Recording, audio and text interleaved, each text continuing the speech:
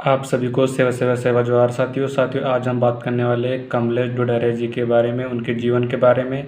दोस्तों, अभी वर्तमान में कमलेश डोडारे जी मध्य प्रदेश के चुनावी विधानसभा चुनाव में विजयी हुए हैं और यह पार्टी जो कि नई पार्टी है, बीएपी पार्टी, भारत आदिवासी पार्टी, इस पार्टी का गठन राजस्थान में हुआ था और इसे मध्य प्रदेश, राजस्थान और अन्य राज्यों में लाया गया और मध्य प्रदेश से एक और राजस्थान से 3 ऐसे विधायक बने जो कि बीएपी पार्टी से हैं। कमलेश डोडारे जी का जन्म रतलाम जिले के रागकुआ गांव में हुआ। कमलेश जी को अपनी जिंदगी की कहानी यूएस के पूर्व राष्ट्रपति बराक ओबामा जैसी लगती है। दरअसल रागकुआ गांव से पहले कमलेश जी के पिताजी इस गांव से 20 किलोमीटर दूर दूसरे गांव में रहते थे। रोजी रोटी के सिलसिले में पिता को अपना मूल गांव छोड़ना पड़ा। 2008 में जब बराक ओबामा अमेरिका के राष्ट्रपति बने तो कमलेश डोडारे जी ने उनकी पर्सनालिटी से बेहद प्रभावित हुए। वे बताते हैं कि उनकी शैली और संघर्ष से प्रभावित होकर ही सामाजिक और राजनीतिक जीवन में आने का मैंने फैसला किया। 2011 में कमलेश डोडारे जी की सरकारी नौकरी लगी थी, लेकिन उन्होंने ज्वाइन नहीं की। पिताजी ने नाराज होकर उनसे बात करना बंद कर दिया था। कमलेश डोडारे जी बताते हैं कि मैंने नाराज परिवार को मनाने की कोशिश नहीं की, बल्कि घर छोड़ दिया। इस दौरान जय युवा आदिवासी शक्ति संगठन यानी जयस से जुड़ा। इसके बाद सामाजिक और राजनीतिक आंदोलन में सक्रिय रहा। इस दौरान भी मैंने पढ़ाई नहीं छोड़ी। 2013 में विक्रम विश्वविद्यालय उज्जैन से बीए की पढ़ाई पूरी की। उस दौरान ना तो रहने का कोई ठिकाना था, ना ही खाने पीने का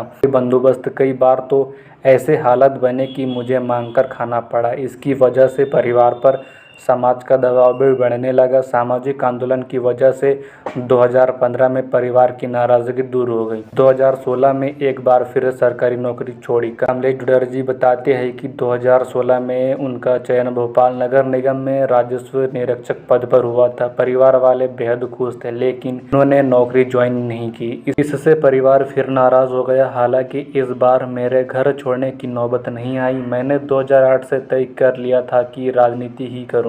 इसके जरिए समाज में बदलाव लाना है। पीछे हटने का सवाल ही पैदा नहीं हुआ। मैंने दिल्ली विश्वविद्यालय के लॉ कैंपस से एलएलबी में प्रवेश लिया है। इसकी पढ़ाई पूरी हो चुकी है, केवल 2 पेपर अभी बाकी है। 2018 और 2019 में भी चुनाव लड़ा। जयस समर्थित निर्दलीय प्रत्याशी के तौर पर कमलेश डोडारे जी ने 2018 का चुनाव भी लड़ा था। उन्हें 18,800 वोट मिले थे और वह चुनाव हार चुके थे। इसके बाद में 2019 में उन्होंने भारतीय ट्राइबल पार्टी बीटीपी के टिकट पर रतलाम लोकसभा सीट से सांसद का चुनाव भी लड़ा। सितंबर 2023 में भारतीय ट्राइबल पार्टी का विभाजन हुआ और यह भारत आदिवासी पार्टी के रूप में सामने आई। कमलेश डोडारे जी ने बीटीपी की जगह बीएपी को चुना। राजस्थान से लगे भील बाहुल्य इलाकों में पार्टी ने अपना जानदार बढ़ाया। 2023 के चुनाव में कमलेश डोडारे जी को सैलाना के 31,219 लोगों ने अपना वोट दिया। यह कांग्रेस उम्मीदवार हर्ष विजय गहलोत से 4,618 और भाजपा प्रत्याशी संगीता